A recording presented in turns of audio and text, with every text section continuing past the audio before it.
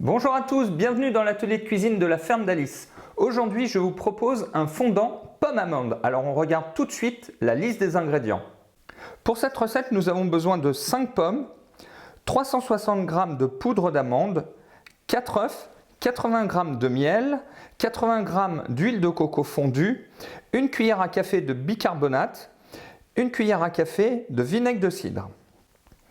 Alors, pour la première étape, nous allons mettre le four à préchauffer à 110 degrés. Ensuite, on va préparer la pâte. Alors, je vais casser les œufs dans un saladier.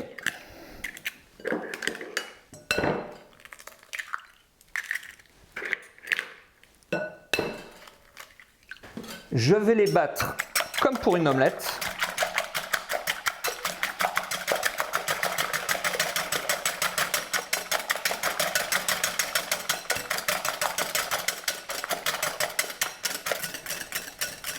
Avant d'ajouter l'huile de coco dans les œufs, je vais me servir de cette huile de coco pour graisser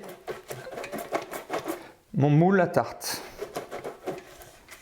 Ensuite, donc mon huile de coco, je la verse en mes œufs. Je mélange. Je vais verser le miel. Je mélange le bicarbonate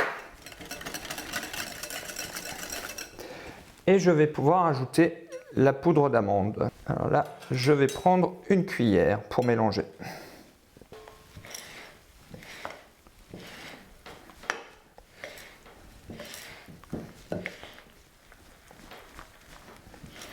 Et voilà. Ensuite, on va s'occuper des pommes qu'on rajoutera bien évidemment à la pâte. Alors, pour les pommes, on va les découper en quartiers. Alors, moi, j'utilise cet appareil-là. C'est un découpe-pommes en quartiers. C'est super, je l'utilise tout le temps, cet appareil. Hop.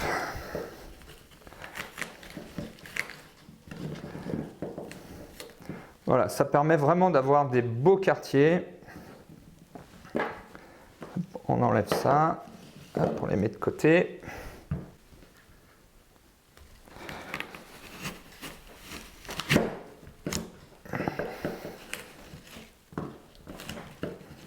Alors ensuite, on va éplucher les pommes.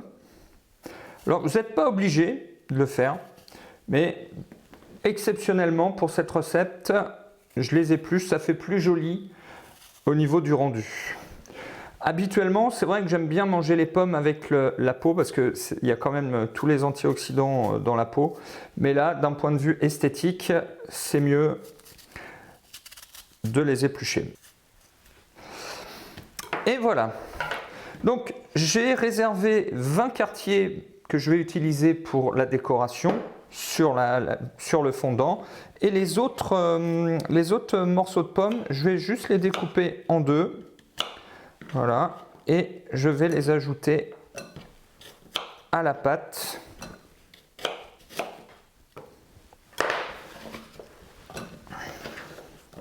Et maintenant, je mélange l'ensemble.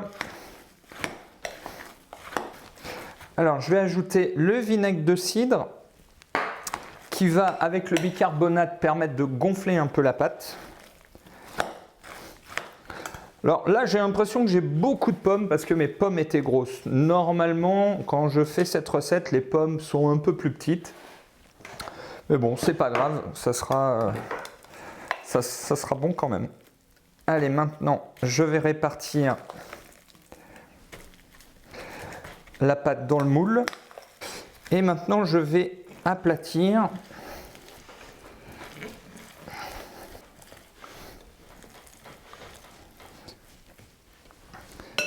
Et maintenant, je vais ajouter les quartiers de pommes pour la décoration.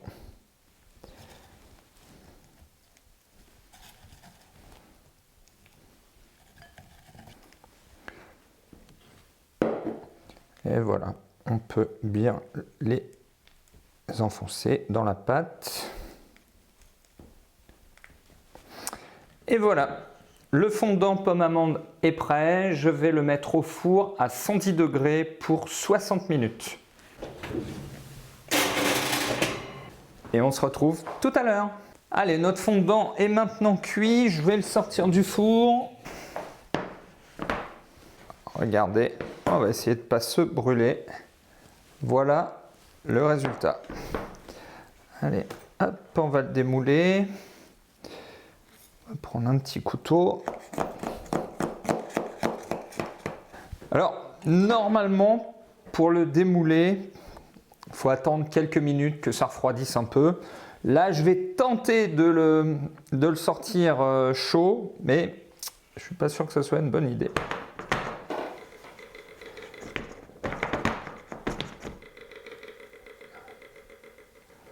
Et si.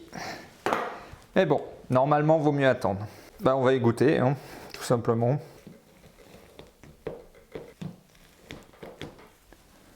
Ah, il se casse.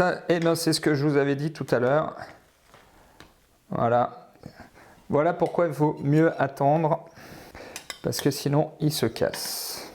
Allez, bon, on va y goûter quand même, hein, même cassé.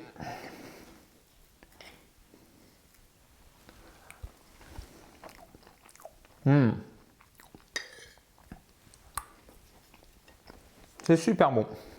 Alors moi, je vous invite à tester la recette. Vous me faites une photo. Alors, vous faites bien attention, vous attendez qu'il refroidisse un petit peu avant de le démouler, avant de le découper, parce que sinon vous allez avoir ce genre d'incident. Et vous me laissez un petit commentaire. Et en attendant la prochaine vidéo, je vous dis à très vite. Passez une très bonne journée. Ciao! Et j'emmène ça quand même.